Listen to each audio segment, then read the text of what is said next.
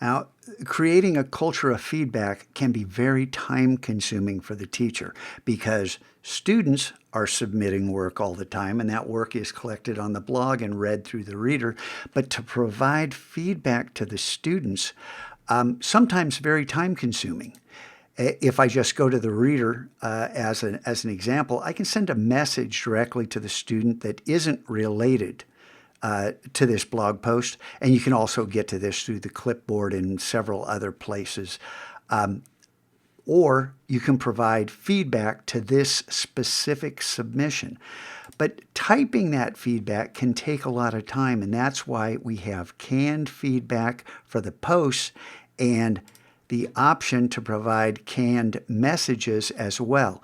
And notice, but because I selected also send email, that has been auto-selected in both of those. So let me show you how to set that up under Settings Feedback. Feedback, and here's where that checkbox is. You want to go ahead and do that. And these canned messages are lacking personalization, so adding the shortcode onto that.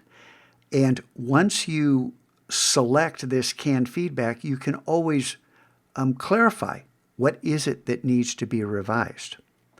And these preset messages can also include loot, but I strongly encourage you not to just leave these defaults. Go ahead and edit them, delete them, add your own. And as the year goes on and you find a need for more custom messages that you find yourself repeating, well, go ahead and add those here because they're a great time saver.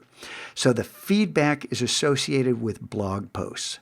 Messages are directly sent to the student or groups of students or the entire class.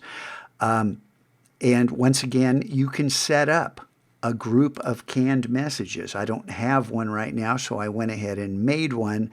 And you can go ahead and save that out, and you don't have to check this box because this is going to override it. And for all of these, if you decide in the future that, yeah, I want to send all the messages in email, and then you have one you don't want to send, well, out on the front end, just deselect this box and that email will not be sent. So now if we update this, all that is going to be available when you send a message or when you provide feedback, and then you can edit and adjust loot, whatever you want before clicking send. And of course, like I said, you could deselect that box if you didn't want to send the feedback. I meant if you didn't want to send the feedback by email, but just wanted to send it directly.